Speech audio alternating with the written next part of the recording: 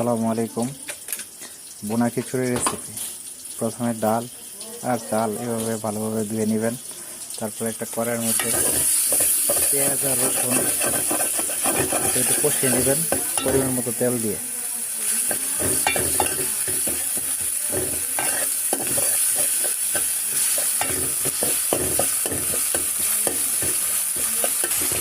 পেঁয়াজটা ভালো মতো কষিয়ে নিতে হবে।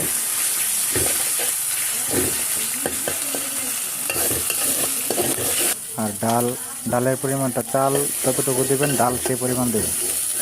তারপর আস্তে আস্তে মশলাগুলো দিয়ে দিবেন।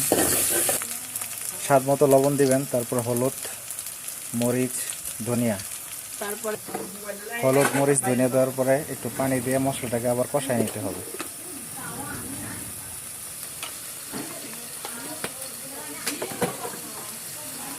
জিরা গুঁড়া দিয়ে দিতে হবে খিচুড়ি টেস্টের জন্য।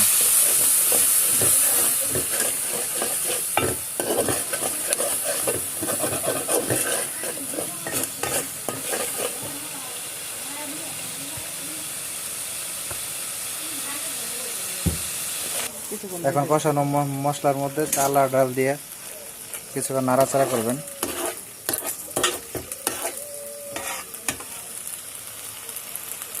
এখন পরিমাণ মতো পানি দিয়ে দিন।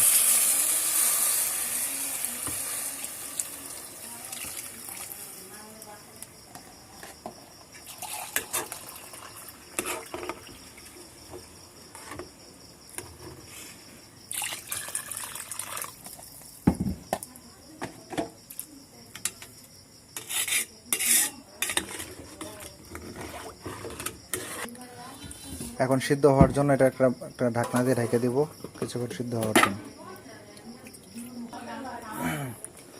মোটামুটি সিদ্ধ হয়ে আসতেছে। সাথে আমি 5-7টা কাঁচামরিচ দিয়ে দিচ্ছি। চুলাটা মিডিয়াম আছে রেখে আবার ঢেকে দিতে হবে। খিচুড়িটা মোটামুটি সিদ্ধ হয়ে গেছে, প্রায় রান্না শেষের দিকে। চুলাটা একদম মিটি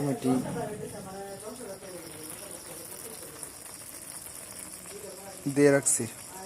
আর খিচুড়ি রেডি হয়ে গেছে, রান্না কমপ্লিট। একটা প্লেটে বাইরে নিছি। আমি মশলা কম খাই, যার জন্য মশলা কম দিচ্ছি। আপনারা যদি মশলা বেশি খান সেক্ষেত্রে হলুদ মরিচ একটু বাড়াই দিতে পারেন। আর ভিডিওটা রাত্রে করা তো, যার জন্য একটু মনে হইতে পারে যে কেমন জানি হয়েছে রান্নাটা। আশা করি ইনশাআল্লাহ ভালো হবে।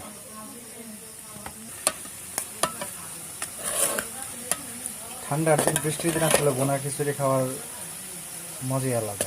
ঠিক আছে, বৃষ্টির দিন সবাই বোনা খিচুড়িটা সবাই পছন্দ করে। আপনারা সবাই যখন বৃষ্টি হবে তখন বোনা খিচুড়ি রান্না করে খাবেন।